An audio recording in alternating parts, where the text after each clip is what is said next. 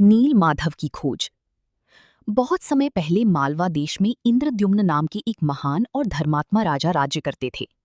वे भगवान विष्णु के परम भक्त थे और चाहते थे कि वे भगवान को अपने राज्य में साक्षात रूप में स्थापित करें। एक दिन उन्हें ज्ञात हुआ कि ओडिशा के घने जंगलों में नील माधव नाम से भगवान विष्णु की गुप्त रूप में पूजा होती है। ये सुनकर राजा ने अपने विश्वस्त ब्राह्मण विद्यापति को नील माधव की खोज के लिए भेजा। विद्यापति जंगलों में भटकते हुए एक जनजातीय प्रमुख विश्ववासु के पास पहुंचे। विश्ववासु नील माधव के परम भक्त थे और रोज उनकी पूजा करते थे, लेकिन उन्होंने कभी भी किसी बाहरी व्यक्ति को भगवान के दर्शन नहीं करवाए।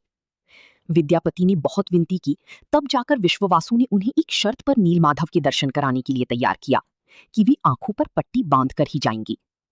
विद्यापति ने चतुराई से रास्ते में सरसों के बीज गिरा दिए ताकि लौटते समय रास्ता पहचान सकें। अंततः उन्होंने नील माधव के दर्शन किए और उनके मन में अपार भक्ति जाग उठी।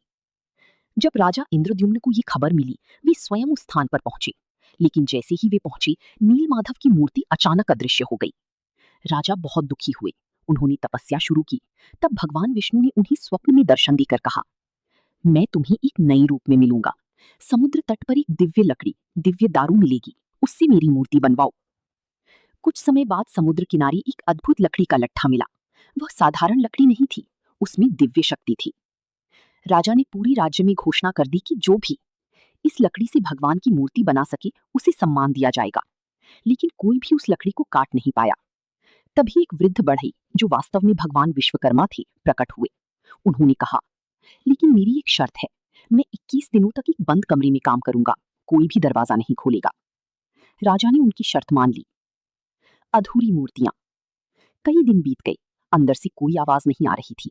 रानी को चिंता हुई कि कहीं वृद्ध बढ़ई को कुछ हो ना गया हो। आखिरकार 14वें दिन ही दरवाजा खोल दिया गया।